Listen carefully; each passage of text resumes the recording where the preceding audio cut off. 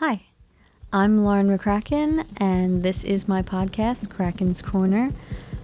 This is the start of episode 4, Trust.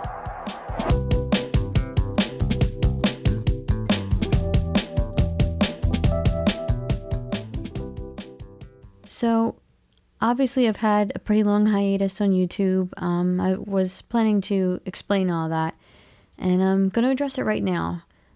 Originally, when I was set to record this episode, I had everything ready to go, but I received a phone call from my mom that my incredible, amazingly inspiring and caring Aunt Colleen had suddenly passed.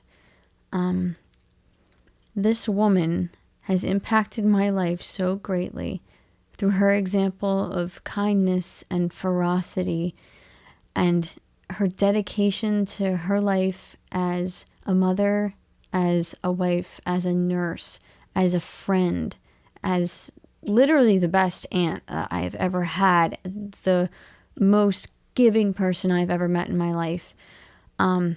Losing her has been one of the hardest things that's ever happened to me emotionally.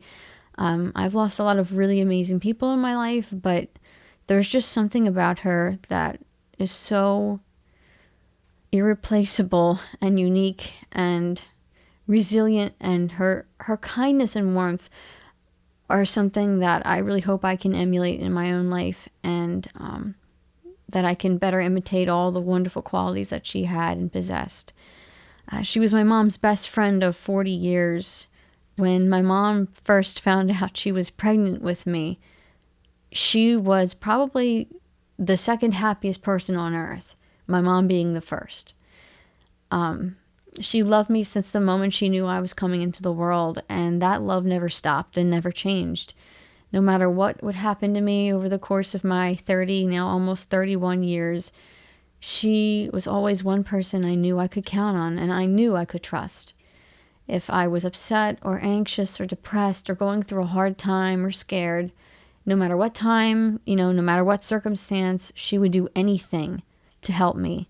She would get on that phone, she would drive to my house, whatever I needed, she had me. And I'm just extremely, extremely grateful that I had her in my life for as long as I did and that I got to know her.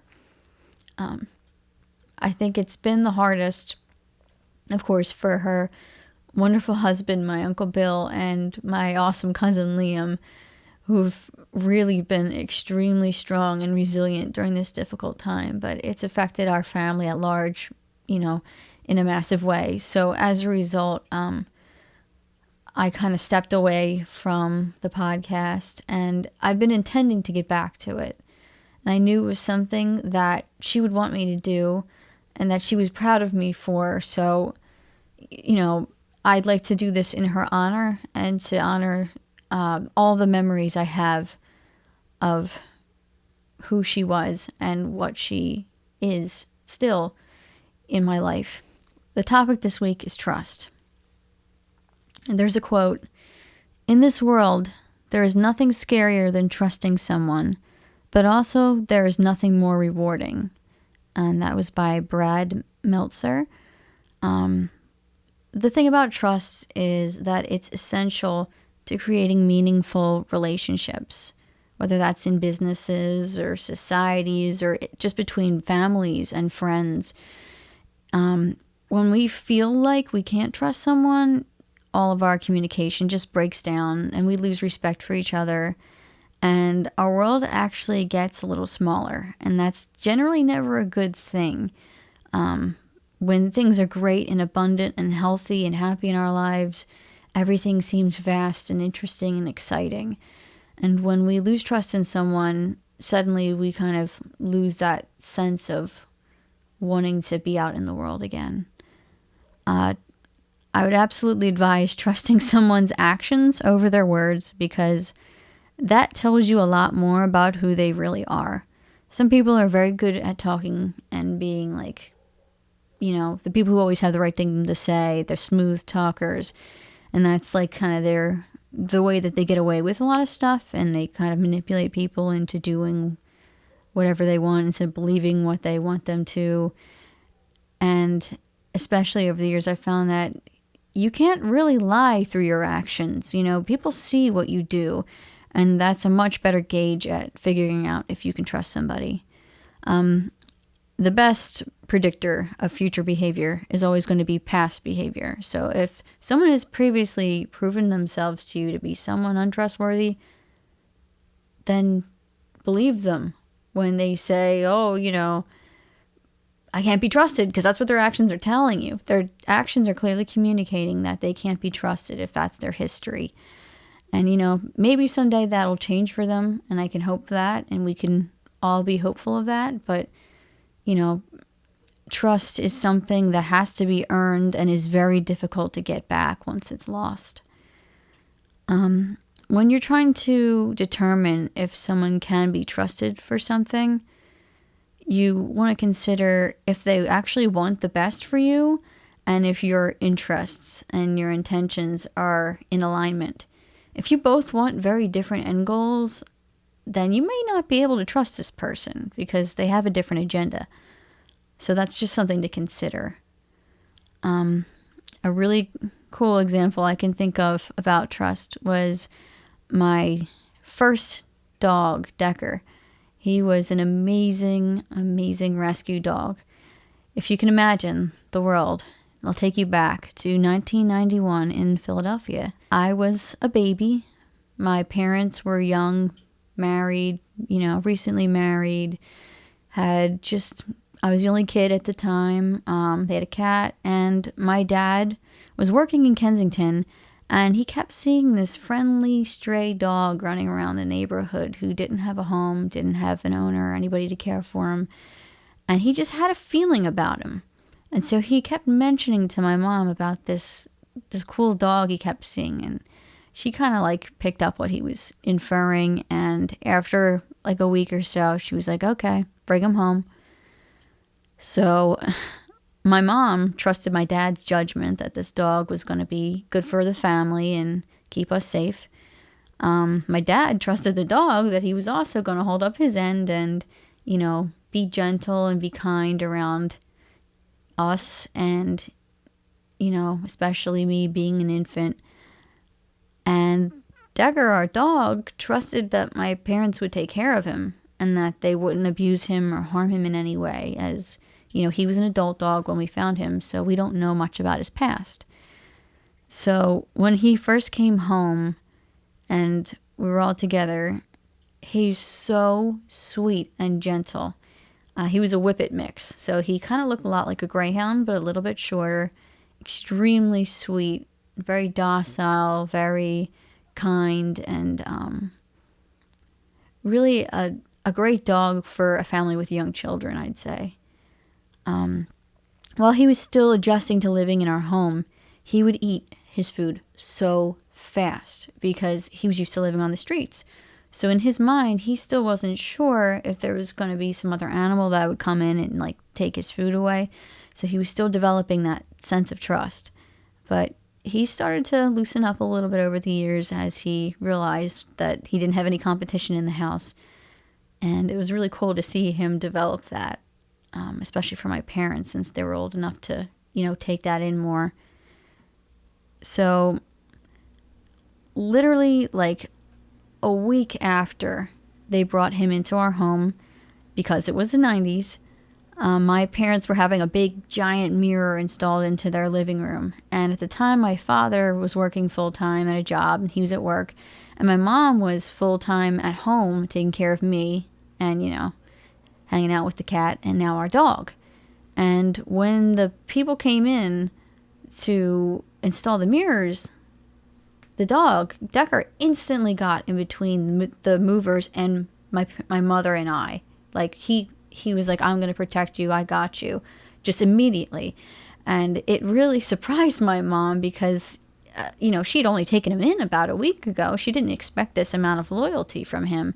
But it was there immediately because he realized he could trust her and he wanted to protect us. And it was kind of funny because the poor people trying to do their job, of course, were kind of nervous, and she's holding him on a leash. So, everything was okay and we were safe. But that really stood out to her because that was his character, saying, I am a very gentle, sweet, loving dog, but I'm not helpless, and I'm happy to, do whatever I can to keep you safe. And that was real love. Thankfully, I can say Decker lived a really nice, long, happy life. He was spoiled, absolutely spoiled rotten by our family. Later my brother would be born, and then he'd have 4 people to love him and spoil him with attention and play with him. He really loved to play with us as kids. Like, he became best friends with our cat, Wixie. It was the cutest thing. I remember on Saturday mornings, they'd, run down the steps and, play together and chase each other around and, always, gentle. They never would ever hurt each other. And it was just really cool to see them as buddies, sleeping together and hanging out together and playing together. And we'd play hide and go seek with him. He could, find us if we were hiding somewhere. He was really smart, and he was extremely loyal. And I love, that we still have funny little pictures that we took of him, as he was really gentle with us, as, silly little kids do. We kind of dressed him up in little hats and stuff, and he would just sit there and pose and be all sweet with us. He never snapped at us, never growled at us. And he was just amazing. He lived to be 14 years old, and I'm so happy that he got a chance to be a part of our family, and that we got a chance to know him and learn how to, be gentle, especially as little kids around a bigger animal. I still think he was the most loyal and easygoing dog I've ever met. I've had other dogs since, and they're each wonderful in their own way, but, something about him was very unique and kind of amazing. My experience with trusting people has not always been easy. I'd mentioned in a previous podcast that I'd been manipulated and, sexually abused repeatedly by the same person. And I would hear, I promise I won't do it this time. Now, of course, in my mind as, a kid, maybe 8, 9, 10 years of age, I want to believe that. I want to see the best in people. When you're young, it's so easy to be naive and think that people are telling you the truth when in reality they're not. And that gave me a lot of trust issues, especially with boys and men who I didn't know very well. I became hyper aware of the power differences between myself as a relatively small female to begin with, who's already at that point very shy, and I was convinced there were only 2 kinds of men in the world. That there were monsters, people who wanted to hurt you, wanted to scare you, wanted to somehow mess you up, and there were heroes, and there were good men, the fathers, the brothers, the friends out there. But I was so afraid of dealing with the first kind that I closed myself off from most of all of them for a very long time, because I didn't want to be hurt like that ever again. And I would see, even as a young kid, when I'd have a crush on a boy, my fantasies were different, than the typical girl falls in love with a guy thing, For me, it was this guy would be my hero. He'd be my knight in shining armor, and he'd protect me from the monsters out there, that like the one I had met, and keep me safe, because that's all I ever prayed for and dreamed for when I was going through that time. And eventually I got a little help in that department. I met one of my very best friends, Pat, when I was in 6th grade. It was the same year as 9/11, actually. And we just connected instantly. And there was something about him that was so different from the person who had harmed me. He was so funny and gentle and kind and down to earth, and by no means a pushover, but it was clear that he would never hurt me. You know what I mean? Like when you meet someone who's solid like that and understands you and you just kind of like click right away, you get each other, it's amazing. And he really helped me learn that there were men out there that could be trusted that I didn't know yet. That, not everybody's a monster, not everybody's a villain, and that most people in general are at least pretty good. Yeah, he kind of opened my eyes to that, and he's been instrumental in helping me start to learn how to trust other people and let them into my life and let them into my emotional world and my heart, because later on I would go on to date all these incredible people and eventually find my husband. But I couldn't have done that without help from Pat. And so I am super grateful to him. In fact, I was so grateful this year. He had his 30th birthday. So I had planned out to write a song for him. So I collaborated with his amazing fiance, Diane, and of course my incredible husband, Andy, and their beautiful 2-year-old daughter, Melody, who I love so much, and I can't wait to see soon, to make something kind of unique for him, because I felt like he deserved something really cool, as he's helped me so much. So I wrote him a song, and I sang it, and Andy helped me with all the instrumentals and all of the recording and editing and production and mixing and everything. And even baby Melody got to add her little vocals in there at the end, which was really, really cute for the song. So I'm really glad when I gave it to him, it made him really happy, because that's what I wanted. I wanted to make him really happy and feel appreciated and seen, So I'm going to include a link to that. We just have it like up on SoundCloud right now. And yeah, I just wanted to share that because he was someone who really helped me learn how to trust people.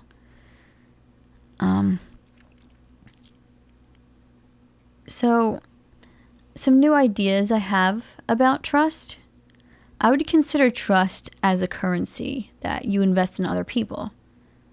Some people show you that they can be trusted, while others clearly show that they can no longer be trusted. Maybe they could in the past and something changed. But when you see that they can't be trusted anymore, just like if it's a monetary investment, you have to stop investing that trust in them, because it's just going to lead you to disappointment and heartbreak, and you don't need that. Also, some people can be trusted with certain tasks and certain things and not others. Like a really good example of this would be, I have some friends of mine, right, where I know that I could trust them with, say, keeping a conversation between us private, but I may not trust them to, take care of my house plants because they're a little forgetful, for example. Something like that, where, different people are good for different things in that sense with trust. It's also very important to listen to your intuition and your gut feelings about people, as they're often picking up on something that you just don't notice on the surface, or maybe you can't explain or put into words. Like a lot of people like to use the word vibes. I say it all the time, and it kind of sounds like a joke now, but it's kind of true. You should listen to your intuition. Like, don't ignore it. It's there for a reason, and unless you're proven wrong, generally it's a good way to go.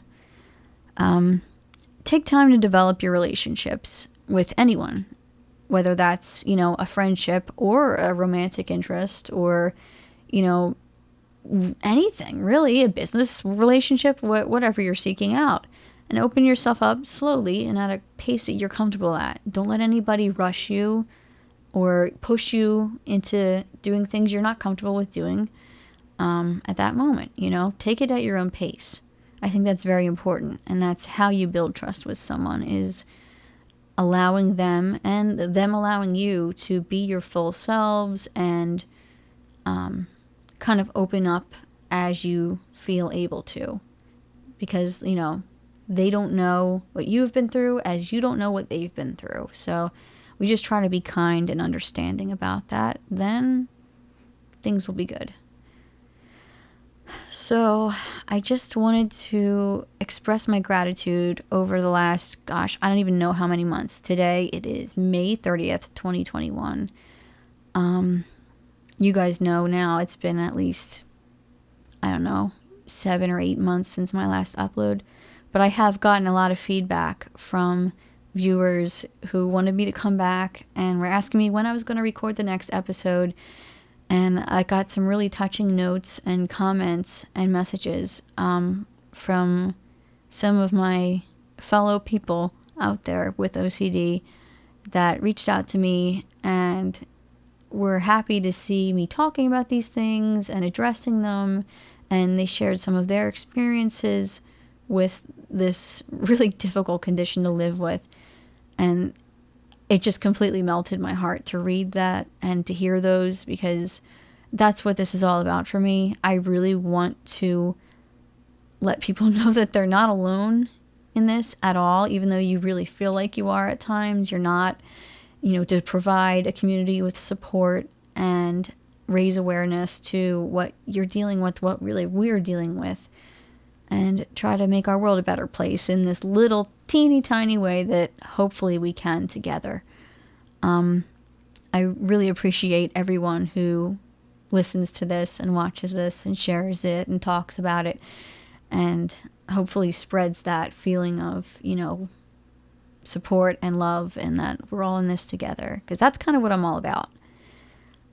As always, please send any ideas, comments, questions, stories, whatever, to my email at the podcast, which is crackenscornerpodcast@gmail.com. Feel free to send us little comments, to, share it on Facebook, to tell your friends about us, to like it, to subscribe, all that cool stuff, just because it's something I really care about, and I hope and anticipate growing this a little bit further and getting back on this horse and really bringing more awareness and hopefully insight into life in general, into whatever topics we may want to cover. So thank you so much for spending your time with us today. I really appreciate it. And please remember to be kind to everybody around you, even if maybe they're kind of difficult to get along with or they're having a rough day, because we really don't know what each other are dealing with at any given time. So whenever you're in doubt, just be nice. And thank you so much, and I hope that I'll see you on the next episode. Bye.